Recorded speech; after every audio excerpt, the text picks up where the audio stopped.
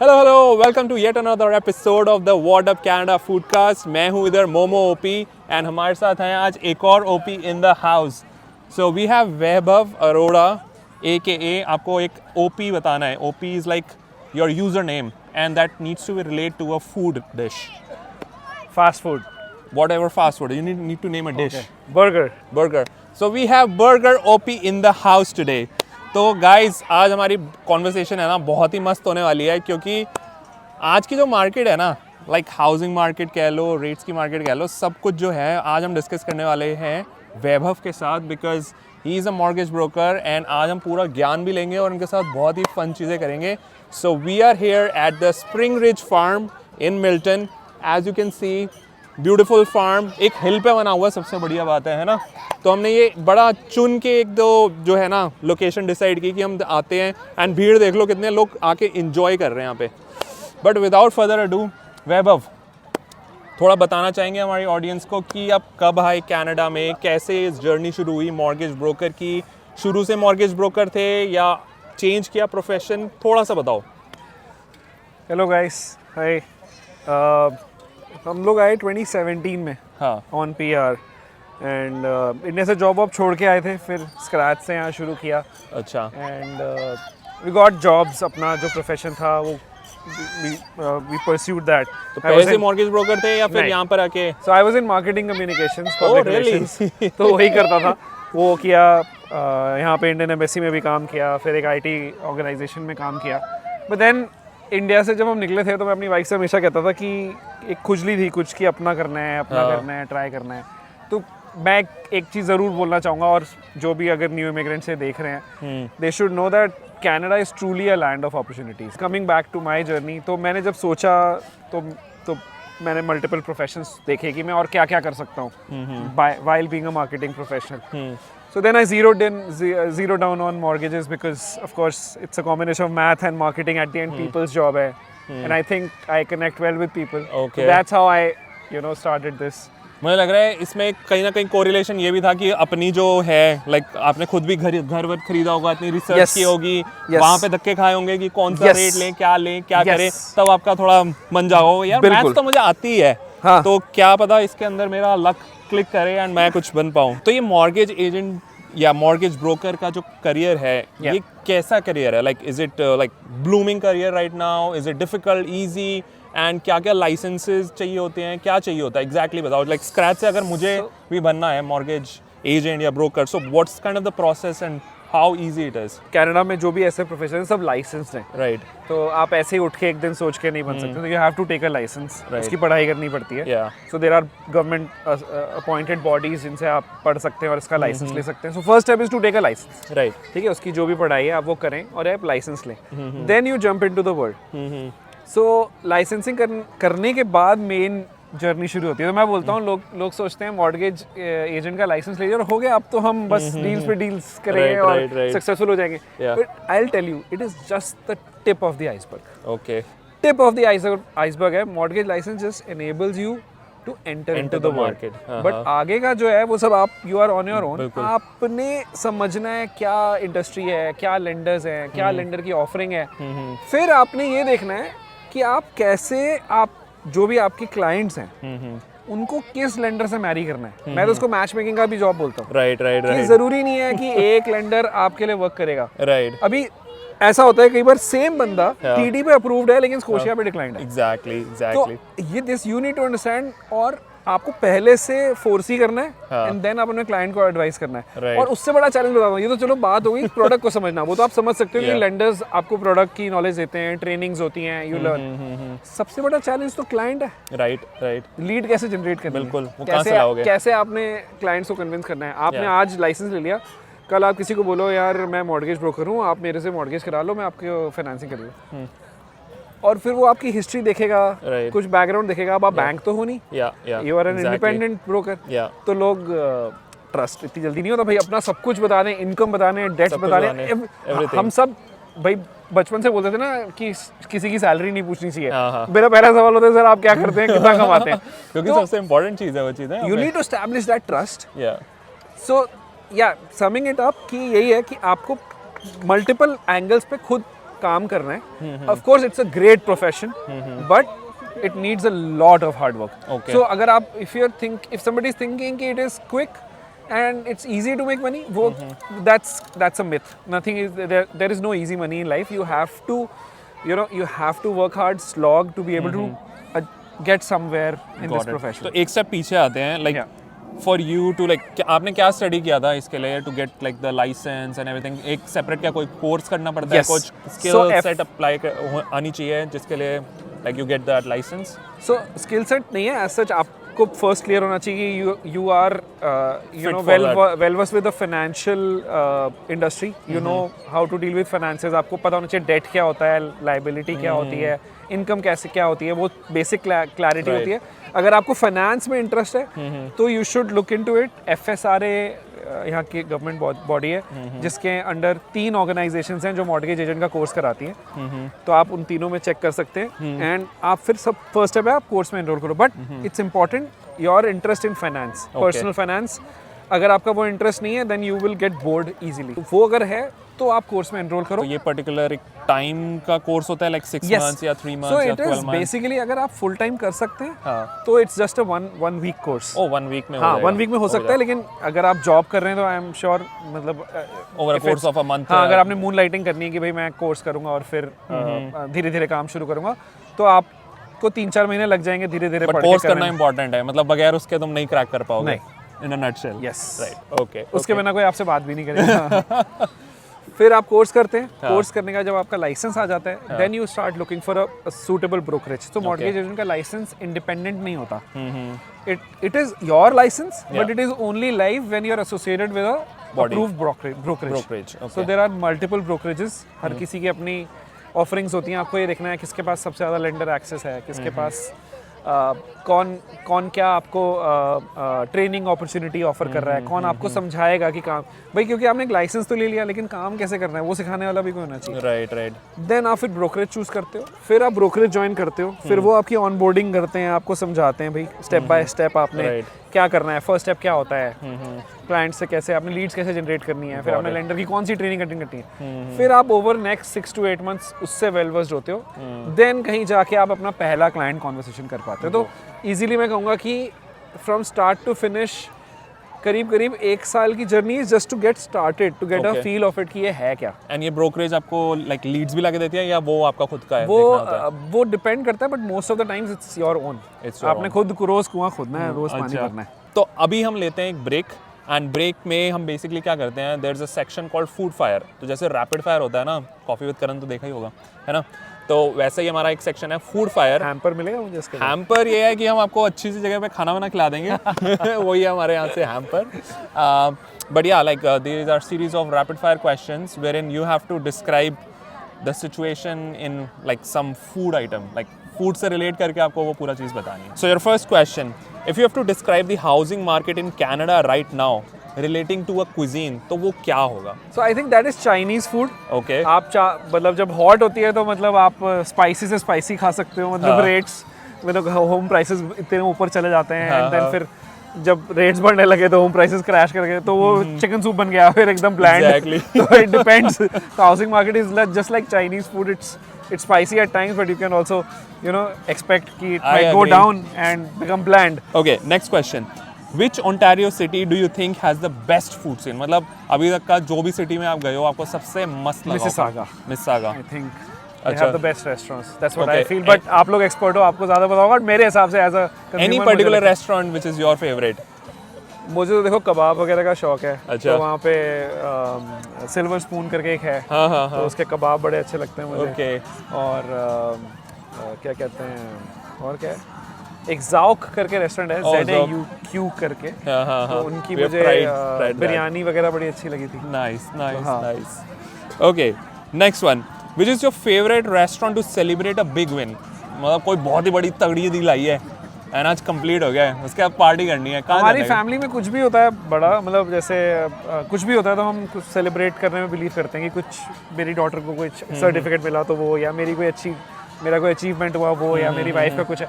सो एक मूज विनूस्की करके एक रेस्टोरेंट है किचनर में. सो वो एक प्लाजा में, it was suppose to be a ski resort but वो बना नहीं। Okay. तो इट्स अ यूनिक फील अंदर, ऐसा लगता है आप किसी कैबिन वाला जो फील होता है ना, Okay. कैबिन्स और रस्टिक Yeah, yeah. रेस्टोरेंट अंदर से, it's mostly American and continental food. Correct. But मुझे उसका एम्बियंस बहुत पसंद है, हम वहाँ जाते हैं। है कहाँ पे बढ़िया? किचनर में। किचनर में ही है। Okay, we got to try it. Yes you should. Okay. आप लोग आओ अगली बार and I will take you there. Perfect. Okay. Early morning meeting है आपकी, यस। एक जगह जहाँ पर आप हमेशा जाते हो, टिम हॉर्टन, स्टारबक्स या कोई local cafe? Local cafe. And what would you order and what place is that local So cafe? first of all, my morning staple is black coffee. Okay. मतलब it's my favorite beverage. जगाना है bed से, बस, black so coffee black चाहिए। coffee चाहिए ही चाहिए। मतलब first तो देखिए, अब इंडिया से हम लोग चाय तो पीनी है, वो तो Right. स्टैंडर्ड है, वो तो Yeah, आदत है। हाँ। ठीक है, चाय भी बहुत पसंद है, बट ऑफ लेट पिछले 5-7 साल में जो ब्लैक कॉफी का टेस्ट डेवलप हुआ है, सो एक बैल्जैक्स करके कॉफ़ी है किशनर डाउनटाउन में। Okay. तो मैं कई मीटिंग्स वहाँ पे करता हूँ, अच्छा। एंड वहाँ का एम्बियंस भी अच्छा है, थोड़ा क्वाइट रहता है। टिम हॉर्टन्स और स्टारबक्स पे तो रश बहुत रहता है, तो you Right. Can't talk to a client in that environment. तो Balzac's coffee is something I prefer to go to. चलो ये तो हमने कर लिया, ये सेक्शन होता है खत्म हमारा। बैक टू बेसिक्स या क्या कहते हैं, बैक टू सीरियस टॉपिक आ जाते हैं। अब आपसे नेक्स्ट क्वेश्चन जो है ना, ये आपकी हाउसिंग मार्केट से रिलेटेड है। ठीक है सर। अब आपसे जो क्वेश्चन है ना, वो ये है कि अभी जो मार्केट चल रही है, लाइक आई फील कि प्राइजेस जो राइज होने थे वो हो चुके 21-22 में, ठीक है, मतलब अर्ली 2022 तक स्टॉप हो गए थे, ठीक है। उसके बाद जैसे जैसे रेट इंक्रीज हुआ, मार्केट का Yes. ये जो हाउसिंग प्राइसेस हैं वो कम होने लगे। यस। डू यू फील कि अभी प्राइसेस और गिरेंगे, या फिर this is like the saturation level कि बट इतना मतलब अब स्टेबलाइज हो चुका है कि मतलब और नीचे नहीं जाने वाला? देखो, आपने $1 मिलियन क्वेश्चन पूछ लिया। ये तो इसका जो भी जवाब देगा ना सही, मैं ये बोलूँगा कि उसको पता नहीं है। तो बात ये है कि इसका कोई सही जवाब यस और नो या राइट और रॉन्ग आंसर नहीं है। बट जितना मैंने मार्केट को देखा है, जैसे ऊपर नीचे गई है, जो मैंने स्टडी किया है, उसके हिसाब से ये है कि देखिए, जब रेट्स बढ़ रहे थे तो हाउसिंग प्राइसेस नीचे आ रहे थे। बिल्कुल। अभी काफ़ी टाइम से हाउसिंग प्राइसेस स्टेबल हैं, they are Right. Not falling. या एंड अभी 3 रेट कट हो चुके हैं, we are expecting more. Right. But ये भी बात है कि 2022 में जितने लो रेट्स थे, उतने लो रेट्स कभी नहीं जाएंगे। मतलब वो That's- 1.5%, 2% ये नहीं आएगा कभी। इंडस्ट्री ग्रेपवाइन यही कहती है Yeah. कि भाई इतना नीचे नहीं जाएगा। I think the new normal will be between late 3s to 4.5, oh wow. और 3.5 to 4.5, that would be the broad range जिसके बीच में Okay. रेट्स हवर करने चाहिए अभी। And this is like next 2 years तक में, 1-2 years में हाँ, what I is think by predicted? End of 2026। Okay, क्योंकि लोग इन्वेस्टर्स आई थिंक बार बार घर के बाद घर खरीदे ही जा रहे हैं, क्योंकि 2% फर्स्ट टाइम होम बायर के हाथ से निकल रहा था घर, रीच से निकल रहा था। Normal Right. इंसान सोच ही नहीं पाता था, यार मैं कैसे लूंगा डिटैच घर कनाडा में। राइट। इंडिया में निकलते थे, लोग सोचते थे यार पहला गोल है घर लेना है, घर जाके वहाँ तो लेना, सब घर लेते हैं, लेकिन that became Yeah. A dream for most people. तो I think market should be mature, Right. It should be healthy, Yeah. People should be able to buy, just like US. Yeah. US में भी घरों के price बढ़ते हैं, but ऐसे अट्रोशियसली नहीं बढ़ते। एग्जैक्टली। तो वही है, इसकी बुआ जो है शहरी की, वो यूएस में रहती हैं, एंड उन्होंने भी लाइक चेंज किया था अपना घर, बट इट वाजंट कि मतलब ये 300 का 350 का उन्होंने जो 5 साल पहले लिया था, आज वो ले रही है $1 मिलियन का घर। Yes. It's not like that. मतलब अगर उन्होंने 300-350 का लिया है, तो अब जो उन्होंने नया घर लिया होगा वो 400 का होगा। बिल्कुल। बस ऐसे नहीं है कि सिग्निफिकेंटली प्राइस ऊपर नीचे फ्लक्चुएट हो रहे हैं जैसे कनाडा में। आपने बहुत Crazy. अच्छे से इसको सम अप किया है सिद्धार्थ, बिकॉज यही इंडस्ट्री भी यही चाहती है, लोग भी यही चाहते हैं कि इंटरेस्ट रेट्स भी स्टेबल हो। एक तो अनसर्टेनिटी की वजह से लोगों को समझ नहीं आ रहा है कि क्या करना है, क्या डिसीजन लेना चाहिए, राइट, कि फिक्स लेना चाहिए कि वेरिएबल लेना चाहिए। और दूसरा, होम प्राइसेस भी स्टेबली ग्रो करने चाहिए, सो दैट पीपल नो कि ऐसा नहीं है कि बस निकल जाएगी, मैं आज नहीं ले पा रहा हूँ तो यार मैं 6 महीने बाद ले लूंगा जब मेरी डाउन पेमेंट इकट्ठी हो जाएगी। They should be able to do it. क्योंकि सबसे ज़्यादा प्रॉब्लम पता है क्या है आज की डेट में? इन्फ्लेशन तो इंक्रीज हो ही रही है, Correct. ठीक है, हाउसिंग एक्सपेंसेस भी इंक्रीज हो रहे हैं बिकॉज रेट से भी ऊपर नीचे हुए, Yes. ठीक है, Yep. एंड जो अपनी जो डिस्पोजेबल इनकम है ना, वो इतनी कम हो चुकी है कि लोग सेव ही नहीं कर सेविंग पा नहीं कर पाए। जिन्होंने वेरिएबल रेट लिया 22 में 1.5%, मैंने खुद करी है मैंने मॉर्गेज, भी खुद किया है। 0.99% पे मॉर्गेज करी थी किसी की। अभी आज की डेट में 10 रेट हाइक्स हुए हैं, वो रेट जो है आज की डेट में आई वुड से 5.5-5.8 के आसपास होगा। राइट। अब आप सोचो, जो इंसान 1% पे पेमेंट कर रहा है, उसकी हाँ। पेमेंट 5% भी अगर आप कर लो बहुत तो ज़्यादा है। ड्रास्टिक है। Yeah. और सब लोग का सेम फाइनेंशियल स्टेटस नहीं होता। कोई मिनिमम वेज की जॉब कर रहा है, कोई Right. कोई अच्छा भी कर रहा है तो कनाडा में टैक्सेशन इतनी हाई है कि एट द एंड आपने जैसे बोला डिस्पोजेबल इनकम बचती नहीं है। अब डिस्पोजेबल इनकम नहीं है तो भाई इंसान बच्चे को घुमाने कैसे लाएगा?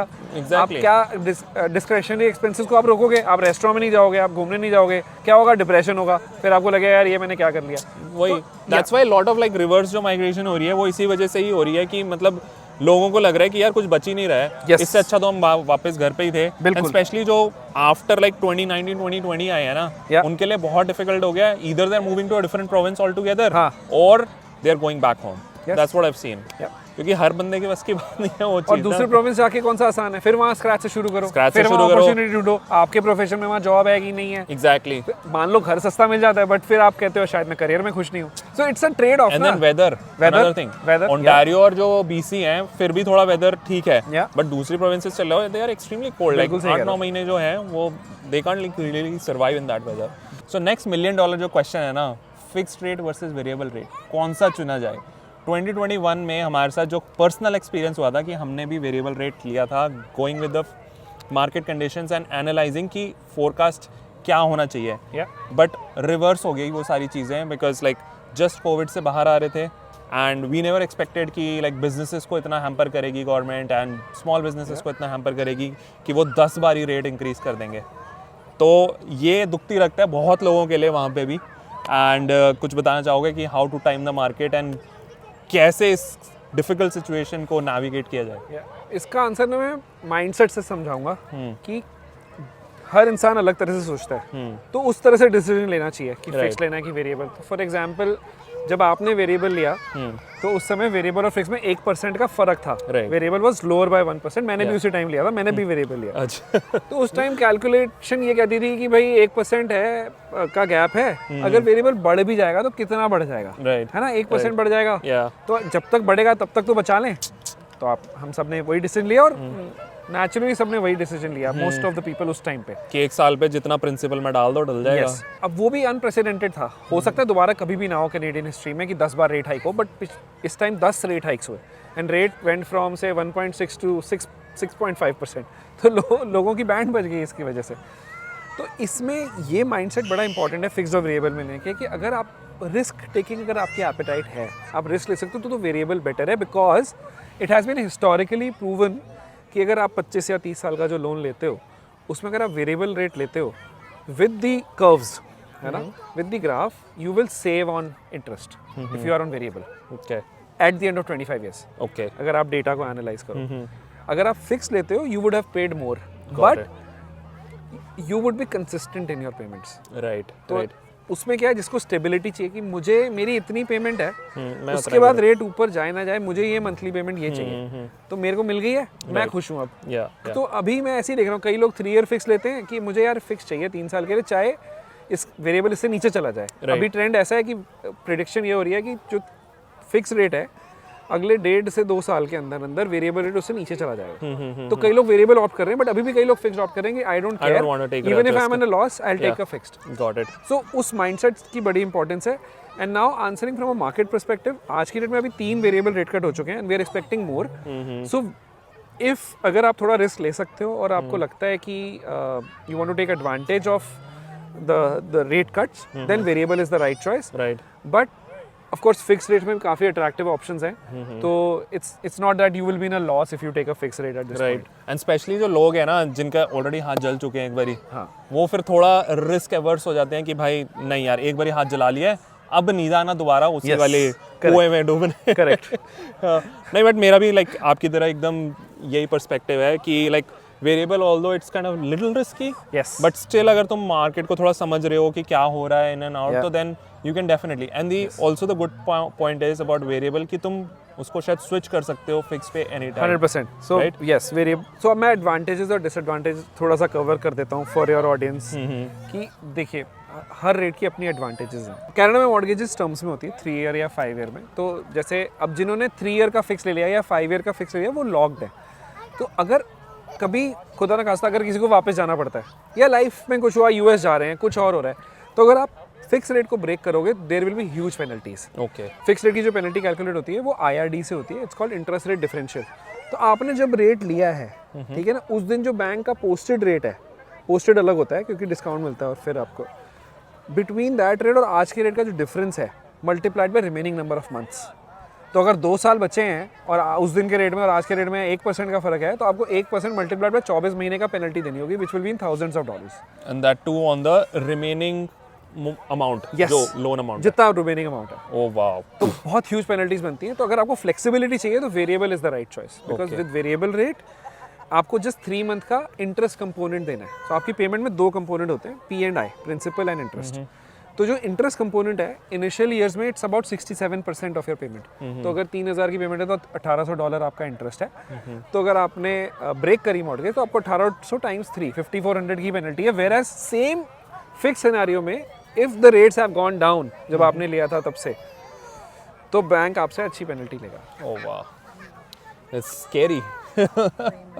तो मतलब फिक्स वाले बंदों के लिए ये चीज बहुत इंपॉर्टेंट है कि अपना पूरा टर्म फिर फिनिश करो, यस, उतना तक रुकना पड़ेगा, या फिर मतलब तुम अपग्रेड मत करो, या फिर पेनल्टी देने के लिए तैयार हो। हाँ, और वेरिएबल में यू हैव दैट फ्लेक्सिबिलिटी, तो दैट्स द एडवांटेज कि तुम एक तो स्विच भी कर सकते हो, और हाँ, दूसरी बड़ी एडवांटेज ये कि at any point in your term banks allow one switch to Okay. Fixed. तो मतलब आप वेरिएबल से फिक्स पे स्विच कर सकते हो कभी भी, बट आप फिक्स से वेरिएबल पे स्विच नहीं कर सकते। हाँ हाँ ठीक है। तो फिक्स वेरिएबल की बात हो गई, बट एक फर्स्ट टाइम होम बायर है वो कैसे सेव करे यार? इतनी महंगाई है, हमने सब कुछ बात कर लिया, इन्फ्लेशन हो गया, सब कुछ हो गया। तो आज की डेट में जो लाइक किसी का एस्पिरेशन है, जो लोग आते हैं यहाँ पर, रादर देन रेंट मॉर्गेज वगैरह देना और रेंट देना, they want to get a house यार, be it a condo, be it a town house और वट एवर इट इज़।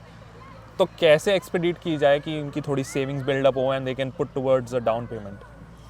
सो उसमें 2-3 ऑप्शंस हैं। कुछ रीजन्स के डाउन पेमेंट असिस्टेंस प्रोग्राम्स हैं जिनको वो लेवरेज कर सकते हैं।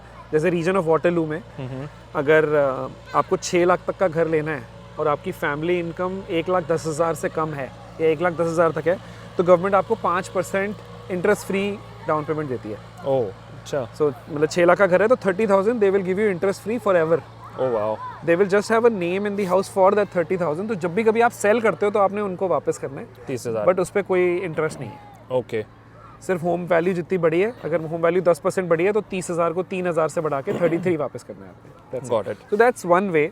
ऐसे कुछ अलग अलग रीजन्स और इन जो कनाडा में है उनके प्रोग्राम्स हैं, they can leverage that. Second is RRSP is a very good tool. So I think जो भी न्यू कमर है जो आता है, immediately most of the employers are contributing some part to your RRSP। तो आपको भी अपना कॉन्ट्रीब्यूट करना चाहिए। आप अच्छे से कॉन्ट्रीब्यूट करो, उस पैसे को ग्रो करो स्टॉक मार्केट में इन्वेस्ट करके, एंड आप अप टू 60,000 पर पर्सन टैक्स फ्री विड्रॉ कर सकते हो पैसा, बिकॉज RRSP में जो पैसा डाल रहे हो उस पर टैक्स नहीं लगता। तो जब आपने फर्स्ट होम लेना है तो उसमें 60,000 की लिमिट है, you can withdraw that money tax free. तो जब आप RRSP में पैसा डालोगे 2 तरह की सेविंग होगी। एक तो वो पैसा ग्रो करेगा इन्वेस्ट होके, दूसरा जो इनकम टैक्स है उस पर रिफंड मिलेगा आपको। राइट। तो साल के एंड में आप वो रिफंड आएगा उसको सेव कर लो। राइट। तो एक तरह से एक बल्क सेविंग हो गई। दूसरी आपकी जो आपने इंटरेस्ट कमाओगे उस पर या जो पैसा ग्रो करेगा वो आप कमाओगे। सेकेंड ऐसा टूल है FHSA। ये पिछले साल से आया है, first home savings account. Okay. तो फर्स्ट होम सेविंग्स अकाउंट में हर इंसान $8,000 हर साल डाल सकता है, अप टू $40,000। Okay. अब वो पैसा भी टैक्स फ्री है। तो फॉर एग्जांपल अब आपने कमा लिया, आपको टैक्स डिडक्शन एट सोर्स होकर आपकी सैलरी मिली, लेकिन अगर आपने इस साल $8,000 उसमें डाल दिए ना, तो जब आप टैक्स फाइल कर रहे हो तो आप 8,000 पे रिफंड ले सकते हो। Got it. अगर आप 20% के ब्रैकेट पे भी है कोई, हाँ, तो $1,600 वापस आ जाएंगे। बिल्कुल बिल्कुल। 30 पे है तो और ज्यादा। तो you think that adds up ना? या exactly, everything adds up. Yeah. तो ये कुछ चीजें अगर आप फर्स्ट ईयर में आते ही करोगे ना, तो आई कैन अश्योर यू कि 1 से 1.5 साल में आप 5 से 7% डाउन पेमेंट इकट्ठी कर लोगे। Nice nice nice. एंड ये चीज़ एक्चुअली जो RRSP है एंड FHSA जो है, ये आई थिंक सिर्फ फर्स्ट टाइम होम बायर्स के लिए ही एप्लीकेबल होगा, बिकॉज Yes. एक बार अगर आपने घर खरीद लिया है यस, फिर तो चलो एक इक्विटी तो बिल्ड हो ही गई है, करेक्ट। एंड उसके बाद तुम ये यूटिलाइज नहीं कर पाओगे Yes. Until like you are Yes. Like 60 और व्हाटएवर, यस, राइट? बिल्कुल। तो I think those are really good options specially for first time home buyers, जी। जिसकी वजह से मतलब एक अपनी इक्विटी को बिल्ड करना एंड डालना, क्योंकि यहाँ पर जो कहते हैं कि तुम अगर घर के टुवर्ड्स कुछ डालोगे तो तुम अपनी इक्विटी ही बिल्ड कर रहे हो, बिल्कुल, है ना? ये तो इक्विटी ऑफ कोर्स घर में घुसना इंपॉर्टेंट है to start building that equity, because जब होम की प्राइस बढ़ती है तो वो इक्विटी एक्सेसिबल है। बहुत सारे लोगों को ये कॉन्सेप्ट पता नहीं है, तो people should read about it, people should know about it कि कैसे इसको करना है। क्योंकि हमारी मेंटालिटी ये होती है ना कि बस गोल्ड में कर दो, गोल्ड में कर दो, गोल्ड में कर दो, बस वो हो गया। Yes. एंड यहाँ पर आके लाइक लोगों को एक्चुअली में ये चीज़ अवेयर होनी अब शुरू हुई है कि real estate is a bigger equity yes right, it will grow, ठीक है, ऐसा नहीं है कि बहुत ही एक्सपेंसिवली ग्रो करेगी, but somewhat it will grow like in the next 4-5 years. जब तुम ले रहे हो, आज तुमने 6 लाख का लिया है, कल को 7 लाख का हो जाएगा। और देखिए डिमांड सप्लाई गैप कनाडा में है, ठीक है। अभी देखिए पॉलिटिकल क्लाइमेट भी ठीक नहीं है, ठीक है। अब अगले साल इलेक्शंस हैं, गवर्नमेंट चेंज होती है तो बहुत सारी पॉलिसीज चेंज होती हैं, अनसर्टेनिटी है रेट्स को लेके, तो इसलिए मार्केट थोड़ी अनस्टेबल है, we don't know. But overall Canada में क्योंकि इमिग्रेंट कंट्री है, ठीक है ना, and they need immigrants to grow, उनका नेगेटिव ग्रोथ होगी अगर वो इमिग्रेंट्स नहीं बुलाएंगे। तो अगर अभी थोड़ा सा इमिग्रेशन पे रिस्ट्रिक्शन भी है, it will still be back, people will come to Canada for a better life. उसकी वजह से क्या प्रॉब्लम है कनाडा में कि डिमांड सप्लाई गैप है, तो real estate becomes a good investment. जब डिमांड सप्लाई गैप है तो घर कम है, और अगले 10 साल की भी जो इनका टारगेट है घर बनाने का, वो भी इनकमिंग इमिग्रेंट्स के हिसाब से मैच नहीं करता। तो रियल एस्टेट में investment can never go wrong, right. हाँ, यील्ड्स कभी 15% थे तो अभी 6% रह गए होंगे, but they will go back. But in the longer run obviously it's gonna work for you, right. Okay, coming to our final question for this podcast. So एक बड़ी अनाउंसमेंट की prediction है around December 15th, I think, which will allow people to like have like a 50 to 100,000 के बीच में और kind of अपने like dream home की तरफ extra वो कर पाएंगे, right? Something like that, right? So मैं समझाता हूँ उसको। तो 15 दिसंबर से ये चेंज आ रहा है। So अभी तक क्या है, जब आप मिनिमम, तो कनाडा में 2 तरह की मॉर्गेज होती है, इंश्योर्ड और अनइंश्योर्ड, ठीक है। तो इंश्योर्ड में क्या होता है, आप मिनिमम डाउन पेमेंट कर सकते हो। सो मिनिमम 5% है, आप 5% डाउन करके घर ले सकते हो। तो जब आप मिनिमम डाउन पेमेंट करके घर लेते हो आज की डेट में, आप मैक्सिमम मिलियन तक का ले सकते हो, 1 मिलियन से कम का, मतलब 999 का घर लेना है आपने, आप पूरा मिलियन का भी ले सकते हैं। मिलियन पे जाते ही फ्लैट डाउन पेमेंट 20% है, जो कि मोस्ट लोगों के पास नहीं होती। सो अभी वो लिमिट इंक्रीज करके 1.5 मिलियन कर दी गई है 15 दिसंबर से। तो एक तो आप मिनिमम डाउन पेमेंट पे आप 1 मिलियन प्लस वाले भी घर ले सकते हो। कई लोग एलिजिबल होते थे for income, but down payment नहीं होती थी 20%, क्योंकि महंगाई अगेन इतनी बढ़ गई है कि लोगों को सर में सोचना पड़ता है, यार मैं 5%, मिलियन का कितना होता है 50,000, राइट, एंड उसी का 20 करोगे तो 200,000। यस, तो भाई 200,000 कहाँ से लाऊं मैं? बस, तो मतलब पहले 5 लाख में 5%, फिर 10% होता है, और फिर मिलियन पे 20। तो मान लो अगर आप मिलियन का कह रहे हो तो आपको 75,000 चाहिए, अगर आप 20 करते हो तो 2 लाख हो गया वो, है ना? तो 2 लाख होते ही नहीं, 75,000 तक फिर भी इंसान कर लेता था। जो 9 लाख का घर ले रहा है वो 70-75,000 जुगाड़ लेता था। नाउ अब क्या हो रहा है कि वो 1.5 मिलियन हो गया, तो अब फिर से आप मिनिमम डाउन पेमेंट करके 1.5 मिलियन तक ले सकते हो। तो जो बड़े घर थे वो भी लोगों की रीच में आ जाएंगे अगर वो एलिजिबल हैं और उनके पास डाउन पेमेंट नहीं है। That's one. Second is insured mortgage पे जो अभी अमोर्टाइजेशन थी वो 25 साल थी, एग्जैक्टली, अभी वो इंक्रीज होके 30 हो रही है, 30 इयर्स, इररिस्पेक्टिव ऑफ कि तुम 5 डाल रहे हो या 20 डाल रहे हो। 20 पे 30 इयर्स अभी भी अवेलेबल है। 20 पे 30 ही मिलती है, हाँ, बट 5 पे नहीं मिलती थी, 10 पे नहीं मिलती थी। हाँ, अब 5-10 पे आपको पूरे 30 साल आप कर सकते हो, 25 भी ले सकते हो, लेकिन 30 की ऑप्शन है। उसका इम्पैक्ट क्या हो रहा है? उसका इम्पैक्ट ये है, जैसे मैं क्लाइंट की असेसमेंट कर रहा था तो उनकी 6.5 लाख की असेसमेंट बन रही थी, उनको 6.5 लाख में घर नहीं मिल रहा। तो मैंने उनसे पूछा कि आपको कितने का घर है जो आपको मिल रहा है आपको पसंद का? तो कह रहे 7-7-20 का। तो प्रिसाइसली मैंने दिसंबर की प्रोजेक्शन करके उनका कैलकुलेशन करा, and his range increase to 711 from 650। So after December 15th, if he buys, he will be able to buy his dream home because of this change. Nice. So eligibility will increase with this everything same. क्योंकि काफी लोग इस time पे stranded हैं कि वो खरीद नहीं पा रहे हैं क्योंकि because of like lot of जो रूल्स रेगुलेशंस हैं around this, right? Most of the लोग 40-50 हज़ार की एलिजिबिलिटी की वजह से घर खो देते हैं, नहीं ले पाते, क्योंकि उनको जो घर पसंद आता है वो इतने का है, वो 40,000 शॉर्ट हो रहे हैं। तो लोग देखो कहाँ तक तो वैसे पहुंच ही गए हैं। लाइक देखो पहले लगता था कि ओकविल ये मिसिसागा दूर है, अब लोग ओकविल के बाद जो Burlington, Hamilton, Ancaster, Kitchener, Waterloo, Windsor तक लोग पहुंच गए हैं। विंडसर तक पहुंचे, एंड बिल्कुल सही, लंदन, वुडस्टॉक, या तो ऐसा नहीं है कि प्राइसेस वहाँ पे बहुत ही कम है, नहीं, again the prices are increasing. It's not like कि तुम्हारे को वहाँ पे 3 लाख का घर मिल रहा है। यस, वो चीज़ें नहीं है, बट हर जगह लोगों को पहुँचना पड़ रहा है बिकॉज जो उनके जेब में जितना है उसके बेसिस पे ही वो जा पाएंगे वहाँ पर। भाई देखिए, इंसान कैसा भी हो ना, एस्पिरेशन सबकी यही है कि एक दिन अपना घर लेना है, बस वो एस्पिरेशन, चाहे वो इंडियन हो, चाहे वो मैक्सिकन हो, चाहे वो कनेडियन हो, कोई भी हो, हर इंसान होते सेम ही है।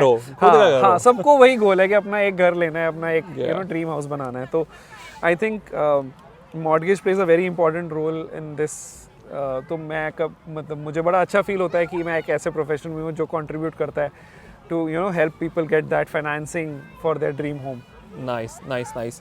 सो ख़त्म करते हैं ये पॉडकास्ट, बट बिफोर दैट आप अपने ब्रांड के बारे में, अपने ब्रोकरेज के बारे में, अपने बारे में थोड़ा सा अगर बताना चाहें, so that people know, like अगर हमारे को लाइक नया घर खरीदना है तो किसके पास आएँ, कौन सी बढ़िया डील देगा हमारे को Vaibhav. So all that info, if you want to give it out, now's your time. So I am Vaibhav Arora. I am a mortgage agent and I work with a national brokerage called Mortgage Alliance, and then there is a franchisee of it called Akal Mortgages, so I am a part of that. I am a team lead as well. मेरा goal सिर्फ आपको अच्छा rate दिलाना नहीं है, आपके लिए सही solution ढूंढना है. सो मैं अगेन रिपीट करूँगा, मैंने पहले भी अपनी रील्स में बोलता हूँ कि don't just run after the rate. कई बार आप स्टक हो जाते हो गलत प्रोडक्ट में because running after the rate. So rate is not important. The mortgage solution should be optimal for you. You should have flexibility. Right. You should not get stuck in a situation. So and सलाह अच्छी मिलनी चाहिए कि ये ठीक approach है for home buying. तो मेरा गोल वो है कि the right advice, honest advice and transparent advice. That's my goal. That's perfect. So if you want the right advice, approach me. Of course, I'll get you the best rate, but that's the byproduct. So guys, इनके पास buffet है, buffet मतलब जैसे क्या होगा ना, सारे different आप vendors के साथ या लेंडर्स के साथ काम करते हो, right? So you will get them the best rate, B it Scotia, TD, BMO, RBC, जो मर्जी बोलो ये ला के देंगे. Yeah, we work with over 45 lenders, Siddharth. तो बड़े banks, TD, Scotia, BMO, National Bank, ये सारे भी हैं. And then there are lot of other A lenders, B lenders and private lenders which people don't know about. Right. So A lenders सिर्फ बड़े 5 bank नहीं हैं, उनके अलावा भी 10-15 बड़े lenders हैं. MCAP, First National, Equitable. लोगों को इनके बारे में पता ही नहीं है. And they have some great products. So people should expand their horizon, think about getting the right product. So we have and a good mortgage broker can help them understand that. Exactly. No, thank you so much for your time, वैभव. बहुत मज़ा आया बात करके, बहुत सारी I think knowledge sharing हुई है यहाँ पर. आई थिंक लोगों को बहुत ही लाइक इंटरेस्टिंग लगेगा, and definitely they will come to you for seeking some advice, some knowledge as well as really good products. Thank you so much, Siddharth. Nice. Thank you so much.